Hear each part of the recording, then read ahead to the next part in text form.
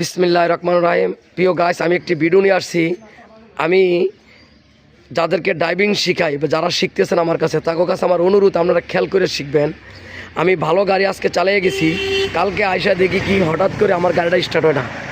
তখন আমি সকালবেলা গাড়িটা সেল মারলাম, সেল মেরে দিই ব্যাটারিটা বসে গেছে। তখন এই মুহূর্তেই আমার গাড়িটা স্টার্ট করা দরকার, আমার কাছে আরেকটা ব্যাটারি নাই। তাহলে কীভাবে গাড়িটা স্টার্ট করা যায়, আপনাকে কেউ জানা থাকলে বলেন। যে ওস্তাদ, গাড়িটা এইভাবে স্টার্ট করতে হবে, হয়তো রোডের মধ্যে অন্য একটা গাড়ি আবার আপনার সংগ্রহ করতে হবে, ওই অন্য গাড়ির সাহায্য নিয়ে।